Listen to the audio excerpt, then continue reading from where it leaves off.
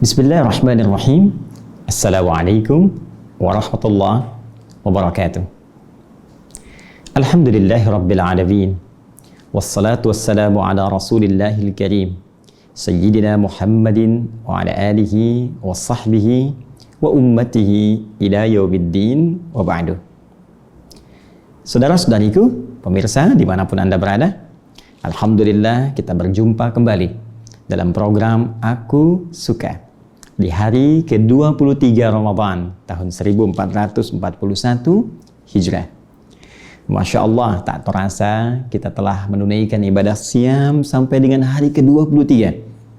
Dan tentunya kita tidak jenuh bermohon kepada Allah Subhanahu wa Ta'ala. Semoga ibadah yang telah lelah kita tenun dari hari pertama sampai dengan detik ini diterima oleh Allah Subhanahu wa Ta'ala dengan penerimaan terbaik insya Allah. Pun demikian, jangan pernah kita lupa untuk bermohon kepada Allah agar berkenan menggugurkan dosa-dosa, menghapuskan kesalahan yang telah kita perbuat dari sejak awal kita balik sampai dengan detik ini. Semoga Allah berkenan menggugurkan dosa-dosa kita yang dimaksudkan.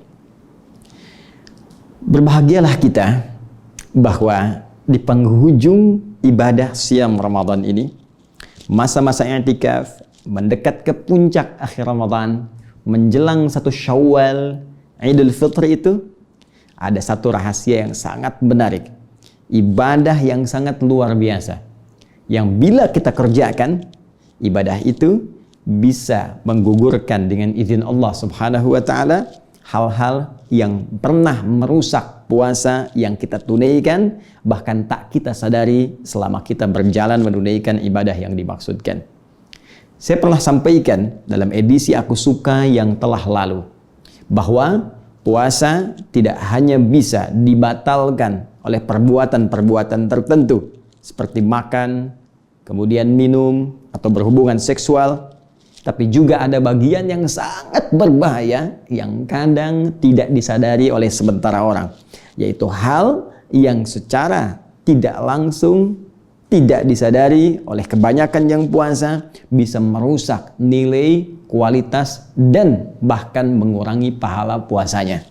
Dan ini yang paling fatal dibandingkan yang terlihat membatalkan, karena yang ini jarang disadari oleh kebanyakan orang. Maaf, gibah, turunannya identik dengan gosip, kata-kata kotor, mencela, berselisih, hoax, tanpa disadari mengurangi pahala puasa seperti pernah kita uraikan. Nah, dalam pembahasan kali ini kita akan turunkan satu amalan menarik yang hanya dihadirkan saat Ramadan, setahun sekali ibadahnya, yang bila sempurna kita tunaikan, Allah berkenan menggugurkan perbuatan-perbuatan buruk ya, yang tadi bisa merusak pahala puasa kita. Apa ibadah itu? Dengan cepat kita akan kaji dan kita turunkan analisisnya, yang sebagian kita telah tuliskan dari perangkat papan tulis yang kita coba tampilkan. Ibadah dimaksud yaitu zakat fitri, atau sebagian menyebutnya dengan fitrah. Dan coba kita turunkan dengan tulisan Arabnya supaya mudah kita bisa analisis. Zakat al-fitri, yang sebagian orang menyebutnya dengan al-fitrah. Baik, untuk menemukan rahasia di balik ibadah zakat fitri ini, dari sebagian apa yang telah kami singkap tadi, ada baiknya kita batasi uraian kita pada poin-poin berikut. Kita akan lihat apa definisi pengertian dari zakat fitri atau zakat fitrah ini. Dari definisi dimaksud, kita akan lihat korelasinya, keterkaitan antara pengertian zakat fitri dengan siam yang kita tunaikan di bulan Ramadan. Apa korelasi utamanya? Dari sini kita akan teruskan kepada pembahasan ketentuan penunaian ibadah ini. Kita lihat berapa ukurannya, bentuknya harus seperti apa, apakah makanan pokok, atau sebagian mengatakan bisa dikonversi dengan uang atau yang sejenis dengannya. Ini yang coba kita akan turunkan dalam Aku Suka dengan durasi yang mungkin tidak panjang, mudah-mudahan bisa efektif kita pahami dan insya Allah kita amalkan. Baik, dengan cepat teman-teman sekalian, bagian pertama coba kita tuntaskan. Zakatul fitri secara bahasa terdiri dari dua kalimat yang disatukan. Pertama, zakat. Kedua, al-fitri. Atau ada yang menyebut dengan fitrah. Baik, zakat secara cepat dia memiliki beragam makna secara etimologis ya, dalam pendekatan gramatikal bahasa Arab. Dan menariknya makna ini diisyaratkan dengan tegas dalam turunan ayat-ayat Al-Qur'anul Karim, juga keterangan Nabi sallallahu alaihi wasallam dalam hadis-hadis beliau. Kita turunkan pertama di antara maknanya, dia bisa bermakna as-sidqu wan nama. Wan nama. As-sidqu berarti sesuatu yang benar. Dalam konteks ini, orang yang berzakat, dia telah menunjukkan kebenaran imannya di hadapan Allah Subhanahu wa taala. Sekali lagi, kenapa zakat disebut dengan as-sidqu? Ingin memberikan gambaran kepada kita bahwa orang yang zakat, dia telah menunjukkan kebenaran imannya di hadapan Allah Subhanahu wa taala. Ketika Allah perintahkan, misal kalimat zakat pertama Al-Baqarah ayat 43, wa aqimus shalah wa atuz zakah. Dirikan olehmu salat, tunaikan zakat. Sedangkan menunaikan amal soleh, baik salat ataupun zakat, mustahil bisa dikerjakan kalau nggak ada iman. Karena itu pernah sering saya sampaikan di awal jumpa saat menerangkan awal surah ya Al-Baqarah, atau spesifik yang terkait dengan ayat puasa Al-Baqarah 183. Kalimat iman senantiasa disandingkan dengan amal soleh. Ya ayyuhalladzina amanu, iman kutiba alaikumusiyam. Quran surah 103. Wal 'asr innal insana lafi khusr illal ladzina amanu wa 'amilus shalihat. Iman, amal soleh. Karena itu mustahil orang bisa mengerjakan amal soleh kalau tidak ada iman. Pengertian terbaliknya, seseorang yang beramal soleh itu menunjukkan kebenaran iman dalam dirinya. Nah, karena itu Allah menguji kita. Apakah masih ada iman yang benar dalam diri kita yang bisa kita tampakkan? Salah satunya diturunkan ibadah zakat ini disebut dengan as-sidqu untuk menunjukkan kebenaran iman yang masih melekat dalam jiwa kita. Karena itulah turunan dari as-sidqu ini ada yang disebut dengan sedekah. Ya, sedekah. Jamaknya disebut dengan sadaqat. Baik. Dan dalam beberapa turunan ayat Al-Quran, zakat disebut dengan sedekah. Baik, kita lihat misalnya saat zakat akan diambil, ya, zakat akan diambil dari orang yang telah memenuhi kualifikasinya, disebutkan di Quran surah ke-9 ayat 103. Khudh min amwalihim sadaqah. Masya Allah.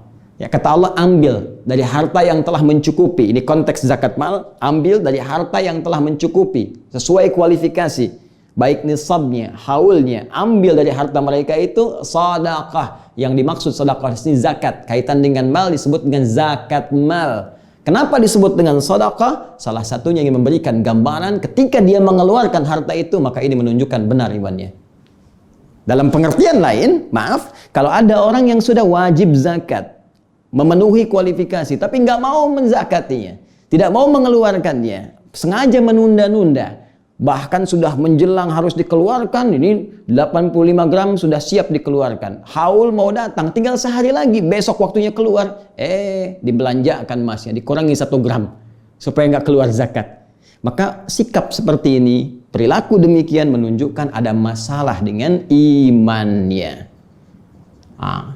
Ketika seorang sengaja menunda zakat, atau dia sengaja mengulur-ngulur, bahkan tidak mengeluarkannya, ini menunjukkan persoalan dalam imannya. Karena itu yang paling menarik, diambil zakat ini menggunakan kalimat sedekah, dikeluarkan pun menggunakan kalimat sedekah dalam bentuk jama'. Lihat Quran surah ke-9 ayat ke-60. Allah sampaikan innamas shadaqatu lil fuqara wal masakin, dan seterusnya ayat. Ya, sungguh zakat itu hanya boleh dikeluarkan kepada golongan-golongan berikut dalam konteks zakat mal. Ketika dikeluarkan disebut dengan kalimat iman. Artinya mengeluarkan kita zakat ya Allahu Akbar. Ketika datang petugas kita keluarkan menunjukkan benarnya iman kita. Ketika disalurkan pun pada orang yang berhak menerima, itu menunjukkan penguatan kepada iman kita. Sekaligus menunjuk pada aspek manfaatnya yang sangat banyak. Baik, satu. Juga disebut an-nama. Ya, as-sidqu wan-nama. An-nama berarti tumbuh, berkembang. Banyak. Ingin memberikan dua makna sekaligus. Maka orang yang zakat itu hartanya bukan berkurang, tapi sesungguhnya dilipat gandakan oleh Allah Subhanahu wa Ta'ala. Bisa dalam bentuk pergantian langsung di tempo tertentu pada saat ia memerlukan, atau juga bisa dalam bentuk aktifah yang ketika kembali kepadanya bukan dalam bentuk seperti yang ia keluarkan berupa uang, mungkin bisa dijaga dari sakit, mungkin bisa dijaga dari musibah khusus yang mungkin menimpa, ya, musibah khusus yang mungkin menimpa, yang dengan izin Allah Subhanahu wa Ta'ala dihilangkan karena amalan yang telah ia kerjakan. Yang kalau sakit biayanya bisa senilai dengan itu, atau misalnya kalau sulit dia bisa mengalami kerugian 10 kali lipat dari itu, dan sejenisnya. Dan yang paling menarik, ini juga bisa mencakup teman-teman sekalian, bukan sekedar aspek materi, tapi juga pahala. Saya ulang, pahala. Nama tumbuh, berkembang, banyak. Orang yang mau zakat dengan hartanya, maka dia akan mendapatkan penambahan atau limpahan pahala dari orang-orang yang tidak mengeluarkannya. Yang saya maksudkan, dia mendapatkan limpahan pahala dibandingkan orang yang tidak mengeluarkannya. Orang yang tak mampu berzakat belum dapat pahala ini, orang yang bisa zakat mendapatkan limpahan pahala-pahala lebih yang tidak didapatkan oleh orang yang tidak melakukan amalannya. Baik. Ini poinnya. Berapa jumlahnya Ustaz? Minimal 10 kali lipat. Dari mana tahunya Ustaz? Kaidah umum Quran surah ke-6 ayat 160. Man jaa bil hasanati ya falahu asyru amthaliha. Siapa yang mengerjakan satu perbuatan baik bernilai pahala. Al-hasanah, perbuatan baik yang punya nilai pahala. Ya, karena itu zakat masuk hasanah. Salat pun masuk hasanah. Dari mana taunya Ustaz salat masuk perbuatan hasanah? Buka Quran surah 11 ayat 114. Aqimis salata tarafayn nahar wa zulafan minal lail innal hasanati yudhibnas sayyi'at. Ya, tunaikan salat pada saat di kedua waktu-waktu siang, ya, baik itu zuhur kemudian ke asar, kemudian sampai dengan ke malam sampai ke subuhnya. Sungguh jika engkau tunaikan salat-salat itulah perbuatan hasanat yang antara salat satu kedua bisa menggugurkan dosa-dosa kecil yang pernah dikerjakan, ya, selain dosa-dosa besar atau al-kabair. Salat disebut hasanah, zakat disebut hasanah. Kaidah satu hasanah sama dengan 10 kebaikan. Man jaa bil hasanati, siapa yang mengerjakan satu kebaikan, falahu asyru amthaliha, mendapatkan 10 kali lipat dari apa yang pernah ia kerjakan. Paling minimal. Kalau masuk kategori infak, ya, kaitan dengan harta, bisa jadi berlipat sampai 700 kali lipat, paling minimal. Itu ada di Quran surah ke-2 ayat 261. Ya. Mathalul ladzina yunfiquna amwalahum fi sabilillah kamathali habbatin ambatat sab'a sanabil fi kulli sumbulatin mi'atu habbah wallahu yudha'ifu liman yasha' wallahu wasi'un 'alim. Perumpamaan orang mau berinfak di jalan Allah seperti menanam satu benih, tumbuh 7 tangkai, setiap tangkai punya 100 butir lagi. 1 kali 7 kali 100, 700 kali lipat. Itu minimal. Dan kata Allah, wallahu yudha'ifu liman yasha. Kalau kamu tak berhitung, aku lipat gandakan tanpa hitungan pada siapa yang dikehendaki. Nanti akan terlihat saat kita akan berpulang kepada Allah, akan kelihatan. Terlihat pahala infak kita, terlihat pahala zakat kita di hadapan Allah Subhanahu wa Ta'ala. Makna yang pertama. Dua, teman-teman, ini bisa berarti pula at-tathhir atau at-taharah. At-tathhir bermakna taharah. Sesuatu yang mensucikan, sesuatu yang membersihkan, sesuatu yang menghapuskan kotoran-kotoran yang mungkin tampak. Ya, makna ini kita temukan di antaranya di Quran surah ke-91 ayat 9. Zakat diartikan dengan tathhir. Qad aflaha man zakkaha. Akan sungguh bahagia orang-orang yang mampu zakka, menyucikan, membersihkan keadaan jiwanya, bersihkan dari perasaan kotor, bersihkan dari dengki, dari sifat iri, riya, ya, ujub, sum'ah. Orang yang cenderung membersihkan dari penyakit hati, maka hidupnya cenderung bahagia. Orang kalau nggak iri cenderung bahagia, ya. Orang kalau tidak senang pada hal-hal yang nampak pada orang, pada kebaikan dan berkeinginan menghilangkannya, dengki misalnya, cenderung bahagia. Orang yang tak punya penyakit hati intinya bahagia. Ketika akan disucikan disebut dengan zakah. Zakah senafas dengan makna at-tathhir. Secara spesifik ditunjukkan di Quran surah ke-9 ayat 103. Khudh min amwalihim shadaqatan tutahhiruhum wa tuzakkihim biha. Ambil dari harta mereka zakat, penunjuk iman mereka dengan fungsi untuk menyucikan keadaan jiwa dan perbuatan kotor mereka. Baik. Nah, teman-teman, dari sekian makna saya coba tampilkan dua dulu, ya. Nanti ada sudah kita terangkan as-sidqu, andama, at-tathhir. Nanti masih banyak turunan yang lain, tapi secara spesifik karena waktunya singkat, kita akan batasi dulu sampai sini. Kemudian kita terangkan kalimat ini, fitron dan fitrah. Apa perbedaan di antara keduanya? Baru kita korelasikan dengan ibadah puasa kita. Baik, zakat punya arti pembenar iman, tumbuh berkembang melimpah, penyuci dari segala hal yang kotor. Nah, kita teruskan sekarang kalau disatukan dengan fitri, zakatul fitri, artinya diikat, ya. Jadi kalau kita sandarkan satu kalimat kepada kalimat lain, maka keumuman dari makna kalimat pertama akan menjadi khusus karena diikat oleh makna yang kedua. Rumah masih umum. Rumah besar, rumah kecil, rumah mewah, tambahkan sehat. Rumah sehat. Yang banyak kan rumah sakit sekarang. Ya? Baik, tambahkan sehat. Berarti rumah-rumah yang tidak sehat tidak masuk dalam makna ini. Rumah mewah, berarti yang tidak masuk kategori mewah tidak masuk ini. Rumah sederhana, yang tidak masuk kategori ini tidak terdapat dalam makna kalimat ini. Baik, zakat masih umum. Ketika disambungkan dengan fitri, punya makna berbeda. Apa itu fitri? Jika disebutkan fitron, maka dia senafas dengan kata futur atau iftar yang berarti makan. Ya. Berarti apa? Makan. Awas, hati-hati. Orang Arab mengatakan hal aftartum, apakah kamu sudah makan, sudah sarapan? Hal min futur, ada sarapan enggak? Jadi asalnya kata fitrun itu adalah makanan yang dikonsumsi pertama kali di awal waktu. Biasanya pagi, ya kan? Makan pagi kan disebut sarapan kan? Karena sarapan itu makanan yang pertama kita konsumsi di hari itu. Ya, karena itu orang Arab menyebut sarapan dengan futur. Ya, siang dengan ghada. Baik, makan malam dengan asya. Baik, karena disebut futur, sebetulnya asal maknanya makanan yang pertama dikonsumsi. Baik, yuk kita turunkan lagi teman-teman sekalian. Masih ingat kalau hari pertama di bulan Syawal setelah selesai Ramadan disebut apa harinya? Betul, Idul Fitri. Tulisannya begini, Idul Fitri. Baik, Idul Fitri. Id artinya kembali. Fitri tadi apa? Makan, ya. Asalnya makan. Baik, kembali makan lagi. Ingin menunjukkan puasa Ramadan yang telah kita tunaikan sudah selesai, sudah tuntas, maka besoknya untuk menunjukkan sudah tidak puasa lagi, maka diawali dengan makan untuk menunjukkan sudah puasa sudah selesai. Makanya haram hukumnya puasa di hari pertama Syawal untuk menunjukkan bahwa sudah selesai puasanya, tuntas. Karena itu sunnahnya beda dengan Idul Adha.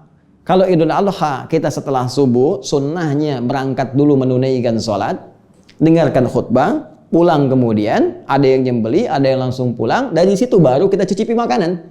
Tapi Idul Fitri tidak, sebelum berangkat sunnahnya kita makan sesuatu yang ringan terlebih dahulu.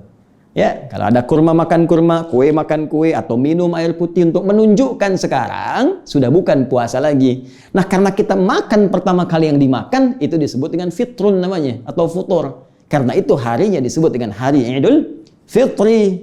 Jelas sampai sini? Saya ingin menunjukkan asal mulanya kalimat fitrun ini berasal bentuknya dari kata apa? Makanan. Nah, tahan. Satu, kita sudah paham ini. Baik, sekarang fitrah apa? Kalau fitrah agak berbeda. Kalau fitrun, ya akarnya tadi senafas dengan futur, makanan secara fisik, secara fisikal. Kalau fitrah itu sudah metafisik, ya kembali kepada keadaan roh kita, kembali ke dalam keadaan jiwa kita. Jadi ini ada dua kata yang unik, satu pakai ta, satu tidak. Yang satu menunjuk aspek materi, makanan yang dimakan, ya masuk ke dalam fisik kita, ke perut kita, itu fitrun, futurun, iftarun. Baik, sedangkan keadaan jiwanya, ya metafisik, roh kita itu punya sifat awal itu yang mengarah kepada kebaikan, disebut fitrah namanya. Ya. Jadi fisik butuh makanan, disupport namanya futur atau fitrun, fitrah pun butuh makanan yang tak boleh dirusak. Jadi kalau maaf Anda mengonsumsi makanan yang tidak sehat, makanan basi dimakan, fisik bisa sakit. Fitrah juga sama, kalau Anda mengonsumsi hal yang salah, perilaku yang salah, kata-kata yang salah, ya tindakan yang keliru, perbuatan yang maksiat, maka itu bisa merusak fitrah yang cenderung kepada kebaikan. Karena itu agama, din itu termasuk fitrah. Karena semua konsep dalam din itu mengajak pada kebaikan. Jadi mustahil ada orang beragama perilakunya buruk, mustahil. Mustahil. Ya, coba buka Quran surah ke-30 ayat 30. Quran surah 30 Ar-Rum ayat 30. Fa'aqim wajhaka lid-dini hanifa. Kata Allah, coba kamu hadapkan dirimu, ikuti maksudnya semua tuntunan dalam ad-din dengan cara yang benar, cara yang lurus. Benar aja diikuti. Ya, kalau sholat yang benar. Ya, kalau puasa yang benar. Pokoknya ikuti dengan benar. Fa'aqim wajhaka lid-din. Nih, ad-din. Apa itu ad-din, Ustaz? Ya, apa itu ad-din? Ditafsir di Quran surah ketiga ayat 19. Paling kiri agak ke atas sedikit. Inna dina, sungguh din yang dimaksudkan oleh Allah itu indallahi al-Islam. Al-Islam. Jadi kalau kita buat persamaan, ad-din sama dengan al-Islam. Di ayat ini dikatakan fa'aqim wajhaka lid-din. Kamu hadapkan dirimu, tunaikan ketentuan ad-din dengan benar. Apa maksudnya? Islam. Bahasa singkatnya, coba berislam dengan benar. Berislam dengan lurus, tunaikan sesuai dengan ketentuan yang telah Allah tetapkan, yang Rasul telah ajarkan, diteruskan oleh para pemahaman ulama kita, sesuai petunjuk dari Nabi Sallallahu Alaihi Wasallam. Kerjakan dengan benar itu semua. Apa di antara turunan pekerjaannya? Aktivitasnya apa? Kita tunjukkan misalnya dengan hadis riwayat Muslim, nomor hadis yang ke-8 dari sahabat Umar bin Khattab, yang meriwayatkan ketika Nabi ditanya oleh malaikat Jibril, mal Islam, apa saja amalan pokok dalam Islam? Kata Nabi, antasyhada an la ilaha illallah wa anna Muhammadar Rasulullah. Pertama, orang Islam itu syahadatnya benar, jadi nggak usah dicampur-campur. Ya, jangan ikut sana, ikut sini, campur-campur semua keyakinan. Hormati keyakinan orang lain, tapi jaga prinsip keyakinan kita. Dan saling menghormati itu wujud toleransi yang paling sempurna tanpa harus mencampurkan satu dengan yang lain.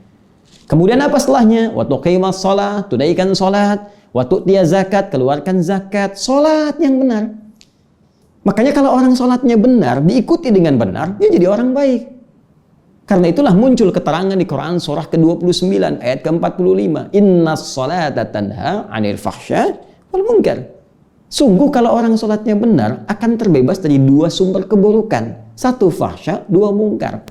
Gak ada yang lain. Kata-kata kotor, jorok, gosip, pornoaksi, pornografi, fahsya. Korupsi, merampok, membunuh, membegal, menipu, segala rupa, mungkar. Jadi kalau orang sholatnya benar, mengikuti syariat dengan benar, Islamnya benar, dinnya benar, jadi orang baik. Nah, belum selesai ayatnya. Fitratallahi allati fataran nasa 'alaiha. Itulah fitrah yang Allah tetapkan pada setiap manusia tanpa kecuali. Jadi kalau manusia itu, maaf, kembali kepada fitrahnya, pasti jadi orang benar. Pasti jadi orang lurus. Bagaimana cara menghadirkan kebenaran itu? Ikuti petunjuk agama dengan benar yang dimaksudkan Islam. Ikuti syariatnya, ikuti tuntunannya, ikuti arahannya. Maka kita bisa simpulkan fitrah itu adalah nilai-nilai kebenaran. Jujur itu fitrah. Tawadhu, ya, rendah hati itu fitrah. Dermawan itu fitrah. Lembut itu fitrah. Karena itu nilai agama keseluruhannya mengajarkan pada nilai-nilai kebaikan itu. Nah, kalau ini kemudian dihambat atau ditutup, bahkan dikotori dengan perbuatan maksiat. Seharusnya jujur, jadi bohong. Seharusnya lembut, jadi kasar. Seharusnya mencinta, jadi mencela. Seharusnya merangkul, jadi memukul. Kok tiba-tiba belajar agama jadi pandai marhardik? Kok tiba-tiba belajar agama jadi pandai mencela? Katanya mau ta'lim, tapi sama-sama saling berselisih. Maka di mana nilai-nilai fitrahnya? Maka ini yang harus dikembalikan. Nah, kalau kita jadikan kalimatnya menjadi zakatul fitri, ini kesini zakatul fitri ini berupa fisik makanan. Kalau fitrah berupa metafisik pada nilai-nilai kemuliaan yang melekat pada jiwa. Tadi ini kaitan dengan pembersihan jiwa, ini kaitan dengan aspek makanan. Apa yang akan saya terangkan? Sekarang, setelah paham ini, zakat kalau dikaitkan zakatul fitri, maka ini menunjuk makna zakat terkait dengan makanan. Yang dikeluarkan berupa makanan. Tapi kalau kita katakan zakatul fitrah, itu artinya menunjuk pada fungsi zakatnya. Ketika dikeluarkan, maka akan cenderung melatih kita mengembalikan kepada fitrah yang benar. Ya, membersihkan. Zakat bermakna membersihkan, tathhir, ini tadi. Maka dengan zakat ini, kita akan dibersihkan dari keadaan-keadaan yang kotor, perbuatan-perbuatan yang buruk, sehingga dengan itu melimpahkan nilai-nilai kebaikan yang sebelumnya tertutup dalam pandangan kita.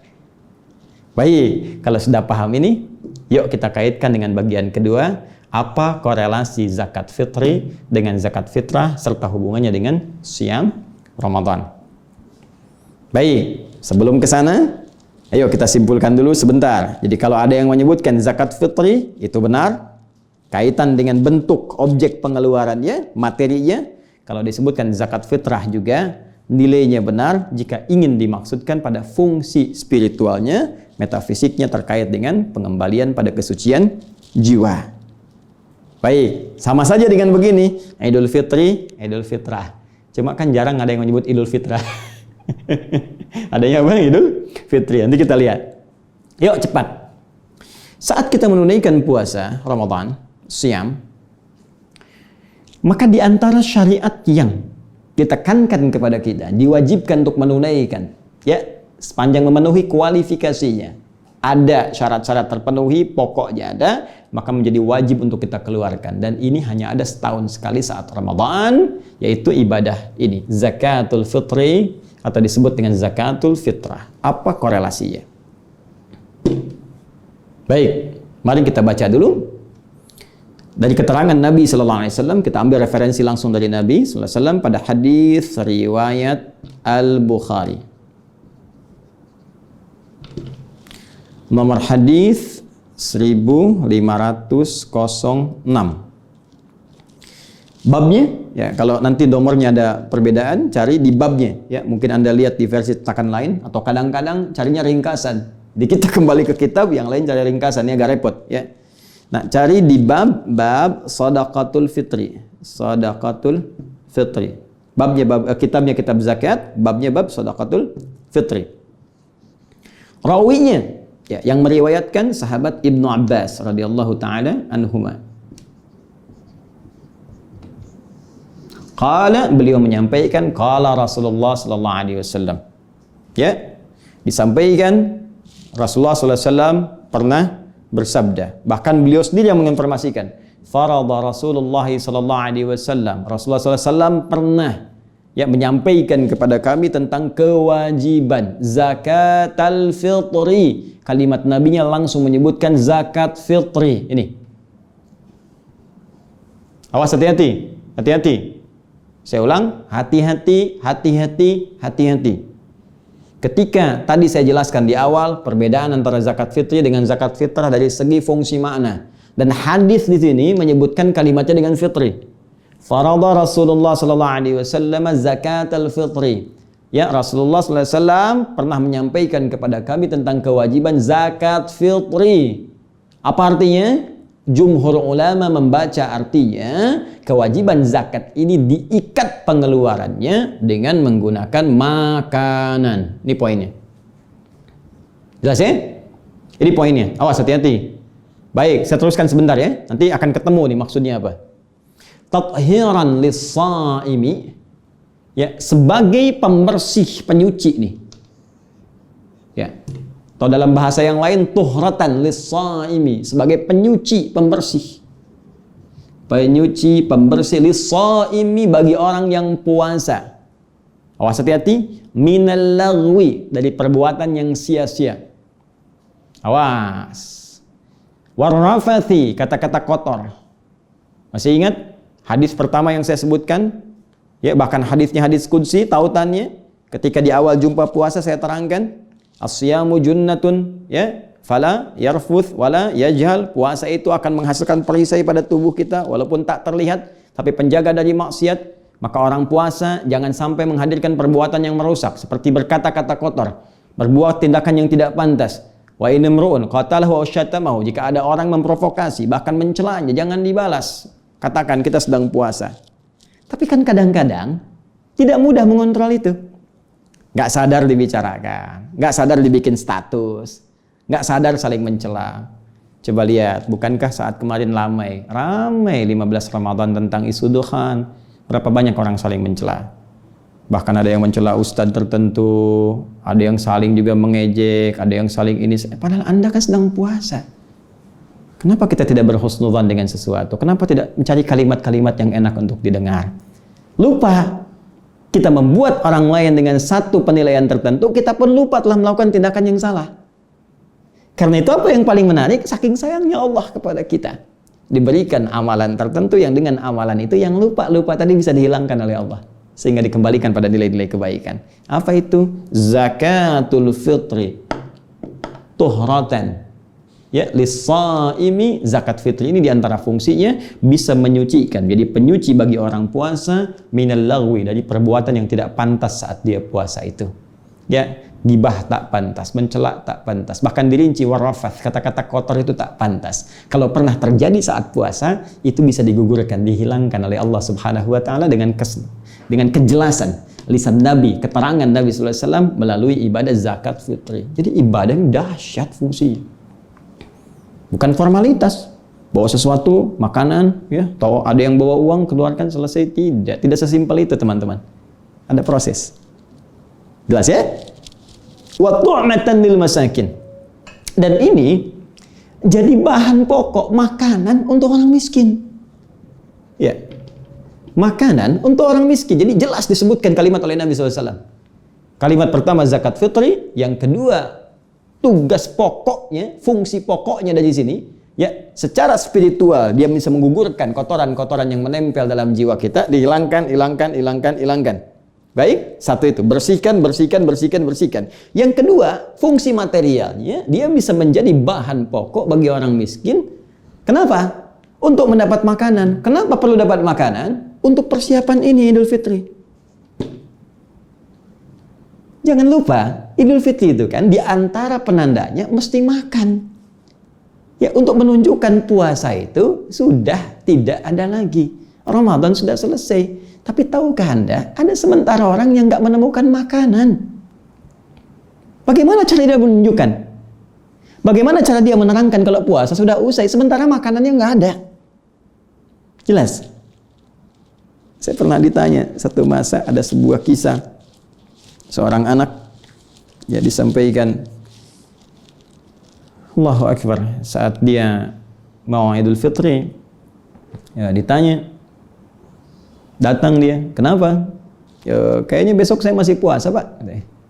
Masya Allah, orangnya baik, soleh, rajin. Kok masih puasa?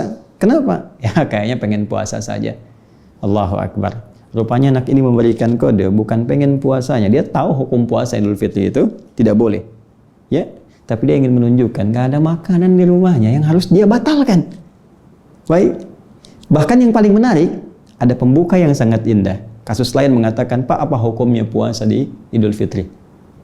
Setelah dicari-cari, kenapa anak ini berkata begini? Rupanya tidak ada makanan untuk dia makan sampai dia mesti puasa lagi.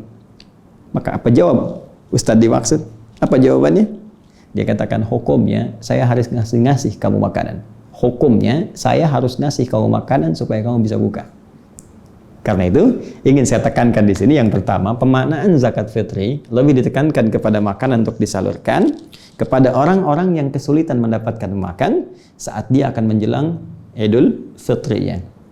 Karena itu teman-teman sekalian, saya ingin langsung kepada bagian ini, ketentuannya. Karena itu, saya ingin ambil dari bentuknya, jumhur ulama, khususnya di madhab Malikiyah, pengikut Imam Malik, madhab Syafi'i, Imam Syafi'i, madhab Hambali, mengikut Imam Ahmad bin Hanbal, dan sanadnya tersambung kepada Nabi sallallahu alaihi wasallam dalam konteks ini. Ya, jumhur bersepakat bahwa zakat fitri dikeluarkan dalam bentuk makanan. Jelas?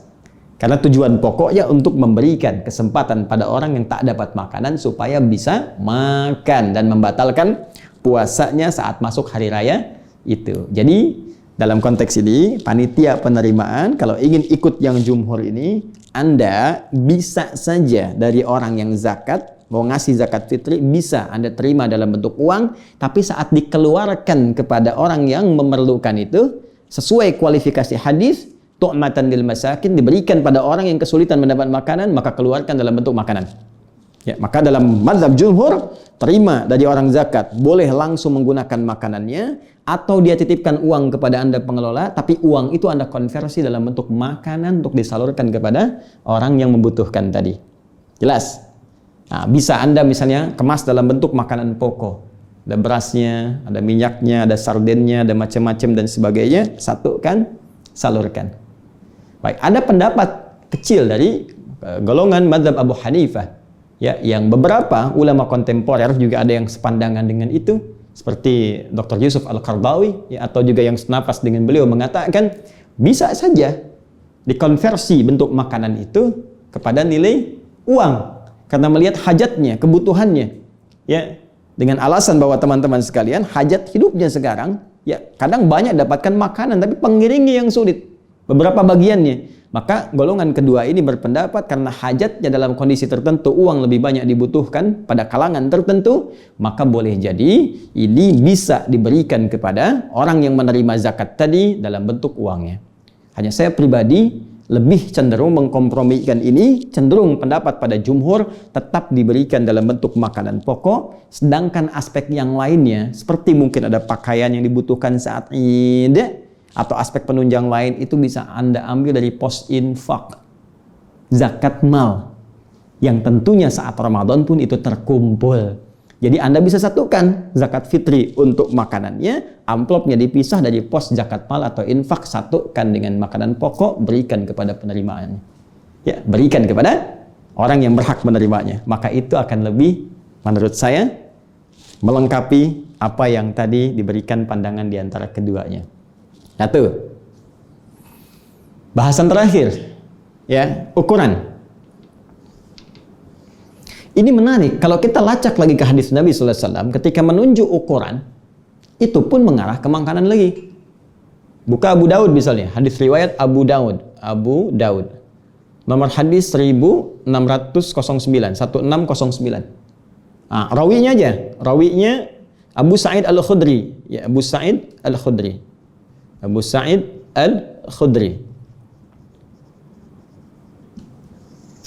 Beliau mengatakan, kunna nu'tiha fi zamani an-nabi sallallahu alaihi wasallam. Kami ini kalau sejak zaman Nabi selalu mengeluarkan zakat fitri itu min ta'amin, bentuknya selalu makanan. Ya. Zaman Nabi ada dinar, ada dirham, tapi yang dikeluarkan apa? Dikeluarkan makanan. Yang lain berargumen ya karena uang dinar dirham sedikit yang punya, kalau makanan banyak yang punya. Karena itu setiap orang berpotensi bisa mengeluarkannya. Nah, tapi kita ambillah yang pokok ke sini. Kata Abu Sa'id Al-Khudri radhiyallahu ta'ala anhu, kami biasa keluarkan zaman Nabi itu dalam bentuk apa? Makanan. Kadarnya bagaimana? Sa'an min tamarin, satu sa'. Ya, dari kurma, tamar. Au sa'an min sya'irin, atau kadang kami keluarkan satu sa' dalam bentuk gandum. Ya, kurma, gandum. Satu sa' itu kalau konversi sekarang sekitar 2,5 kilogram. Ya, atau juga bisa 3,5 liter. Ya. Ustadz, gimana nyari kurma? Apakah harus kurma? Atau harus gandum Ustaz? Sesuai dengan hadis. Nah, teman-teman ada yang melihat di sini dengan metode analogi kias. Zaman Nabi sampai sekarang orang Arab makanan pokoknya kurma. Orang Arab makanan pokoknya beras. Bagi yang makan beras. Tapi umumnya orang Arab makanan pokoknya apa? Kurma dan atau gandum. Kurma dan atau gandum. Nah, karena dilihat, oh ini kan makanan pokok, berarti kata para ulama, setiap tempat kalau makanan pokoknya berbeda, maka makanan pokok itu yang dikeluarkan bentuk zakat. Tidak harus sama berupa kurma atau gandum. Nah, sekarang apa makanan pokok kita? Bukan, kalau beras itu makanan pokok untuk hewan yang bertembolok. Ayam, bebek itu beras. Kita makanan pokoknya nasi. Ya, karena nasi berasal dari beras, maka sumber pokoknya apa? Beras. Maka bolehlah zakat dikeluarkan dalam bentuk apa? Beras, makanan pokok atau sumber makanan pokoknya. Maka silahkan ini konversi beras ini dengan ukuran 2,5 kilo atau 3,5 liter. Ya, dengan niat apa? Zakat fitri. Dengan niat zakat fitri. Boleh pakai beras. Baik. Dengan ukuran ini, atau kalau Anda ingin keluarkan dalam bentuk uang, panitia menerima, dikonversi ini senilai berapa yang premium, misalnya cari yang paling bagus, ya, misalnya berapa nih, ya, 50.000 atau di bawah itu atau 45.000, ya, cari sekilonya berapa, kalikan 2,5 kilo atau 3,5 liter, seukuran itu keluar berapa. Tapi ketika diterima oleh panitia, saran kami lebih enak ikut yang jumhur tadi, ya, kembalikan ke makanan pokok. Dikemas kemudian dalam bentuk sembako, apalagi dalam situasi seperti ini, ya, berikan pada keluarga-keluarga yang berhak menerimanya, ya, sampaikan ke mereka, sertakan dengan amplop hasil dari zakat mal termasuk infaknya. Maka itu insya Allah akan lebih baik. Alih-alih Anda berikan kemudian, ya, uang saja, tak ada makanan pokoknya, bisa beralih fungsi. Tiba-tiba diberikan pulsa, nanti hilang fungsi zakatnya. Ya Ustadz, yang gini kan yang penting handphone. Handsome sudah tidak berperan lagi.